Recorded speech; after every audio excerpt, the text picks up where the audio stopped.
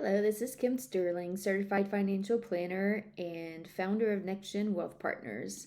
Today, I'm going to be talking about risk management in honor of September being Life Insurance Awareness Month. Now, I understand it may not be September when you're watching this video, but I assure you that life insurance is always a relevant conversation. Before I delve into that topic, though, I want to literally connect some dots here. What you're looking at is something that's usually been referred to as the wheel of life. I know a lot of life coaches use it. I've used it before. I don't know who came up with this idea. It's not mine. Um, so, merely what I've done is I've recategorized these segments. So, instead of what you would normally find in a wheel of life, like relationships, career, spirituality, things like that, I've replaced it with common elements in the financial planning process, which is why I refer to this as the wheel of planning. And the premise behind all of this is how, if this were a wheel, right? If this was your wheel of life or your wheel of financial planning, your financial home, so to speak, how well would it roll? And so you see all these tick marks here, and so you could go through each of these categories.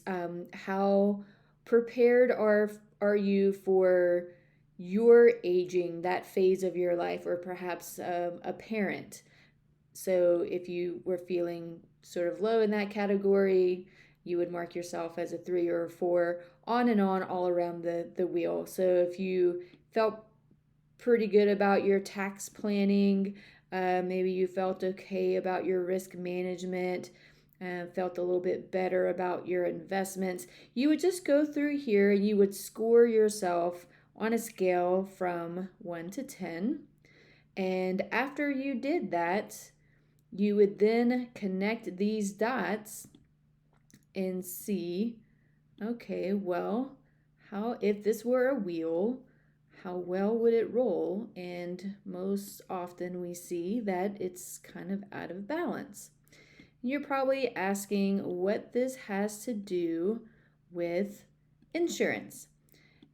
So I want to point out that when it comes to this topic of risk management, most people kind of put their attention here on the property and casualty insurance side of things, your car, your home, things like that. That's like a must, right? We have to have auto insurance, we have to have homeowners insurance.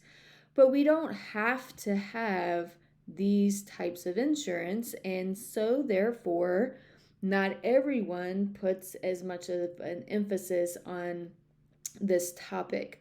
Or if they do, I often find they don't fully understand how their life insurance policy works. Maybe they have a term policy, maybe they have a permanent policy, maybe they have a group policy through work. But needless to say, there are a lot of questions here. So, tying this all together with this wheel, again, I mentioned this being your financial home.